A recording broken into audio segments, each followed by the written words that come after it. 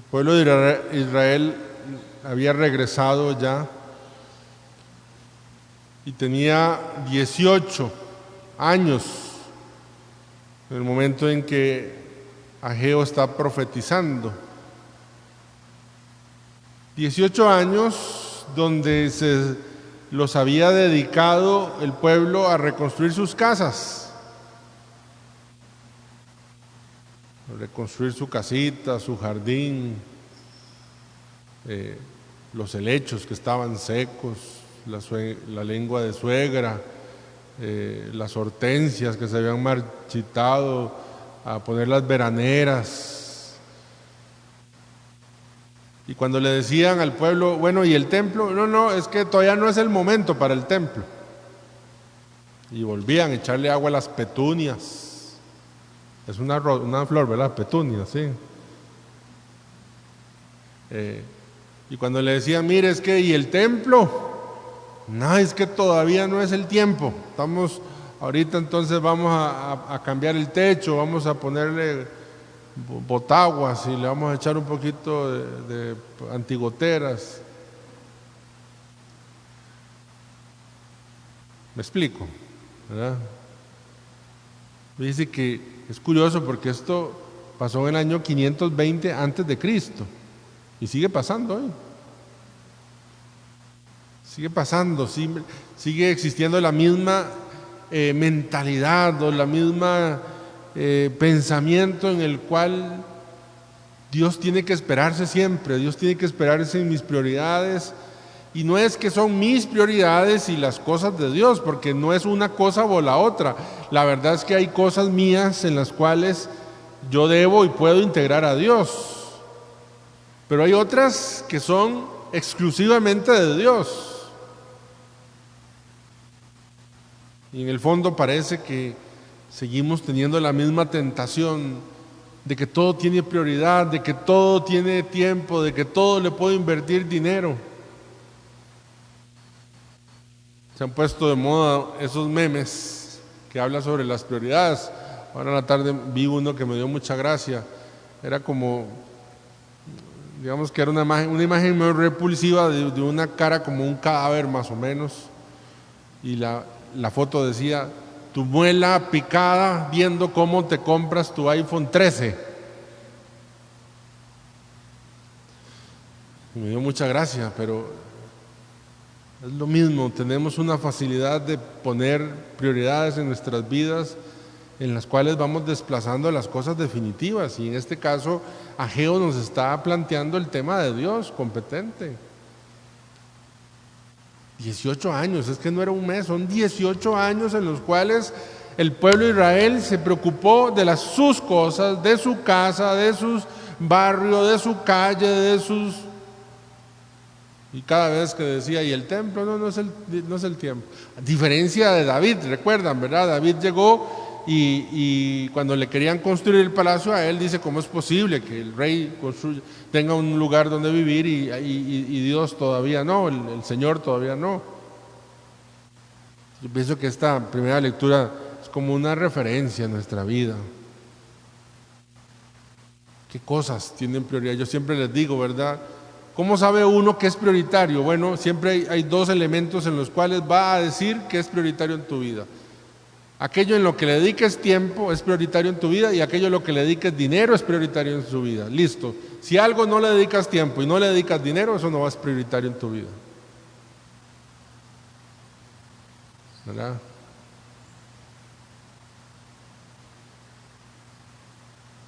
Yo...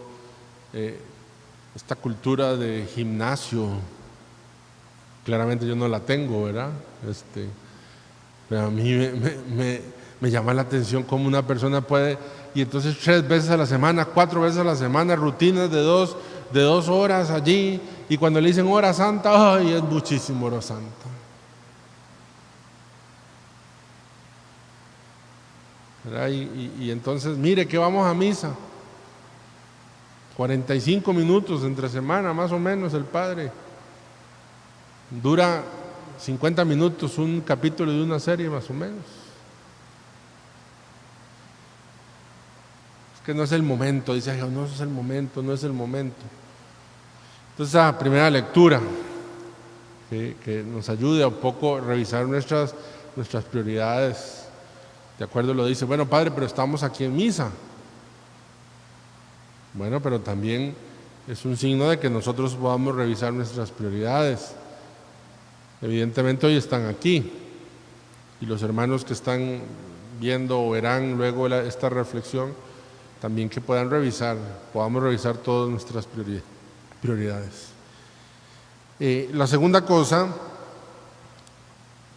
si hay que ponerle un adjetivo a Herodes, es el curioso. Herodes el curioso. Había tenido curiosidad de ver a Juan el Bautista, ¿se acuerda, verdad? Y entonces lo mandó a llamar, y entonces cómo le gustaba oír a Juan el Bautista porque predicaba tan lindo, le sentía cierto respeto. Pero ¿se acuerdan aquella embarcada que hizo, verdad? Y cuando le bailó la hija de Herodías y todo esto, ya lo sabemos. Lucas, que nos está contando el día de hoy, es el único que cuenta esta visita. Es el curioso. La terminación oso, el sufijo oso significa abundante, cariñoso, bondadoso. Y la palabra curioso viene de la raíz curare. Curare es dedicar tiempo, es curar, es ponerle atención. Entonces parece que la persona curiosa es aquella que es abundante en ponerle atención a algo. Santo Tomás de Aquino dice que hay una curiosidad buena, que es aquella la que me lleva a buscar conocimiento de lo que estoy viendo para que haya fruto. Cuando vemos el método científico, la curiosidad es uno de los pasos iniciales, ¿verdad? La persona tiene que ser curiosa para ver cómo es que eso alumbra, cómo es que la luz del sol pega aquí. Muy bien, esa curiosidad está muy bien, pero hay una curiosidad pecaminosa, que es la curiosidad que me hace conocer, pero que no me da fruto. Pienso yo que en la espiritualidad hay una curiosidad por Dios, y hay una curiosidad por leer, y hay una curiosidad, pero también puede ser pecaminosa, porque es la curiosidad que no da fruto, que nada más es por saber, por conocer. Herodes tenía curiosidad de ver a Jesús, pero no quería que Jesús le cambiara la vida a Herodes. Quería como que Jesús lo entretuviera. Incluso cuando leemos el relato de la pasión, ¿verdad? Dice, yo he oído que tú haces signos, haz un signo. Como diciendo, entreteneme un ratito para ver, curioso de lo que Jesús puede hacer. No, es que la curiosidad por Jesús es la que me lleva a una relación con Él, y en esa relación entonces hay un cambio de vida. Yo puedo llevar un curso de Dios, de Jesús, de la Biblia, por curiosidad, y eso no me va a cambiar la vida. Pero si me acerco a ese curso por la curiosidad de una relación, de que me lleve a una relación, eso sí puede implicar cambios en la vida de cada uno de nosotros. Curiosidad. Herodes el curioso, un hombre que estuvo así, conversó con Jesús, lo tuvo al frente, pero no pasó de allí, no hubo cambio en su vida. Tercero y final, celebramos hoy la fiesta del Padre Pío. Ay, vieran a mí cómo me da tanta lástima la comercialización que se ha hecho de la memoria del Padre Pío. Ya veo yo en alguien brincándome y acusándome. Y es que cuando los santos se vuelven famosos, se le pierde la esencia de la vida de los santos.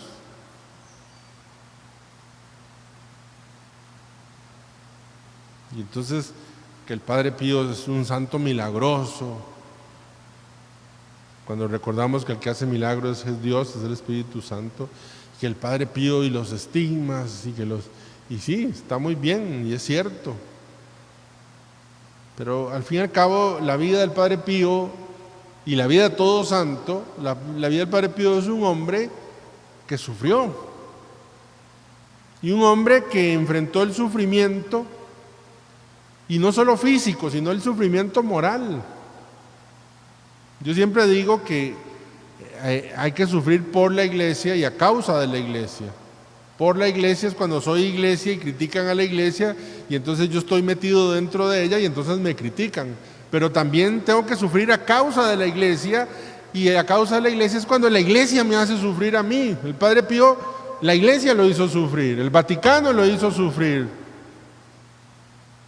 Y fue un hombre fiel a la iglesia en medio de los cuestionamientos que le hicieron. Le quitaron el derecho a confesar, el derecho a celebrar misa. Y entonces ahí es donde debería ser famoso el Padre Pío, para que cuando el coordinador venga y te regañe y te haga sufrir por algo que no hiciste, no te vayas para otro lugar. Cuando hicieron el grupo y no te dijeron y entonces no te vayas resentido. Ahí es donde hay que imitar al Padre Pío.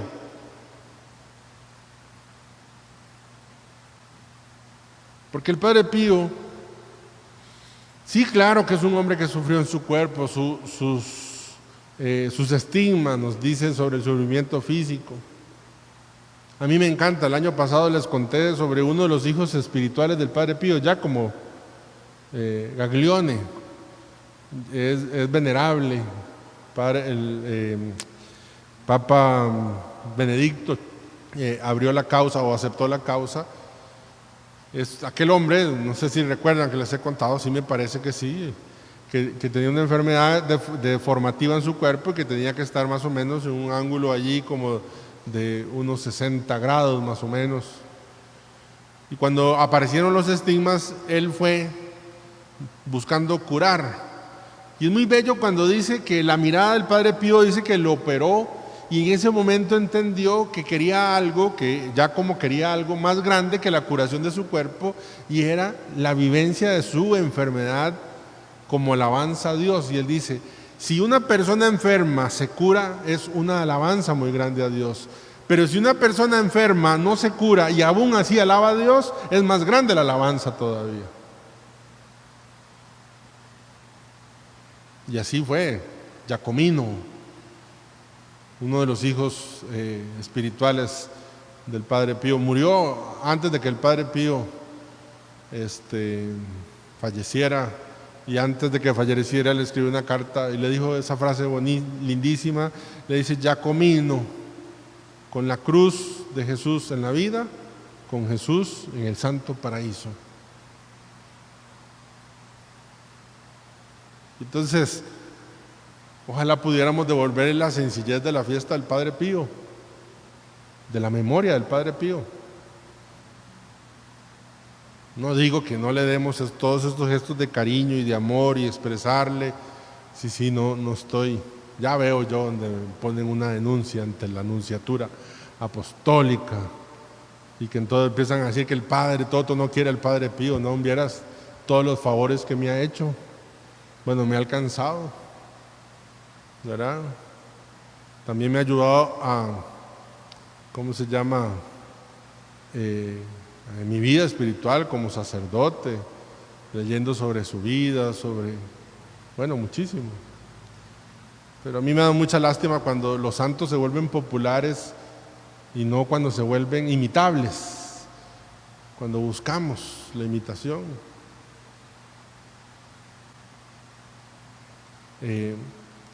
Muchísimas frases de él muy conocidas. Hoy en la hora santa vamos a rezar sobre una que ya hemos rezado, pero hay una que a mí me gusta mucho, que él dice que las cosas humanas tienen que ser conocidas para ser amadas. Y eso es verdad.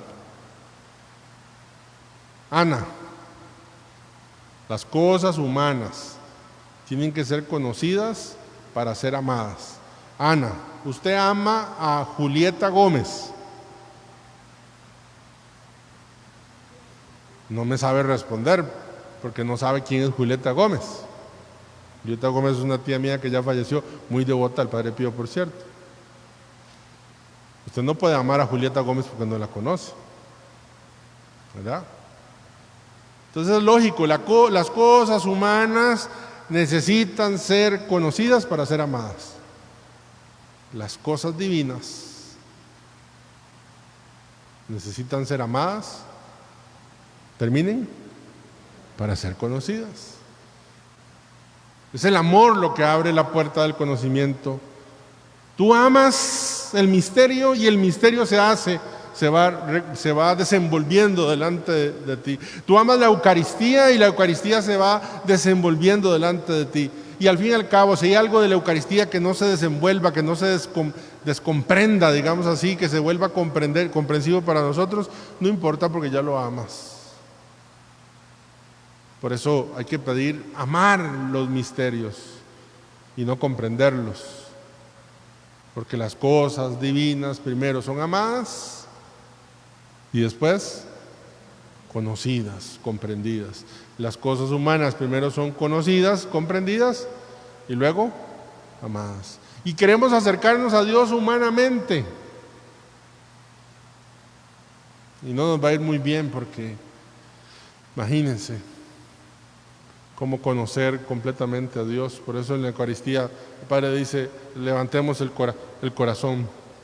Lo tenemos levantado hacia el Señor, es decir, queremos elevar nuestro corazón a las cosas del cielo. Bueno, hay tantos favores que pedirle al Señor que nos alcance por medio del Padre Pío. Ustedes han leído, doña Ceci ha leído una gran lista y también nosotros traemos en el corazón peticiones.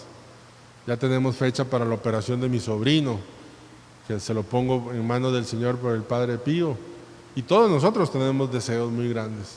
¿Cuánto quisiéramos que poder ver el obrar de Dios? Pero sobre todo, como Jacomino, que podamos dar gloria a Dios, incluso en medio del sufrimiento. Si llega la sanación, bendito sea el Señor. Si llega el favor que estamos pidiendo, bendito sea el Señor. Y si no llega, que también bendito sea el Señor. Y que podamos así dar testimonio de que nuestra alabanza no depende de un resultado, sino de lo que ya conocemos del amor de Dios y de su misericordia. Entonces, dos cosas dijimos el día de hoy, ¿verdad? La primera, ¿cuáles son tus prioridades? ¿Cuáles son tus prioridades? Y la segunda, ¿cómo es tu curiosidad? ¿Es una curiosidad que te lleva a una relación con Dios o solamente a un conocimiento egoísta? Entonces no es tan buena. Es como la de Herodes, que no llevó a mucho, sino incluso hasta negar a Cristo al fin y al cabo. Bueno, gloria al Padre, al Hijo y al Espíritu Santo.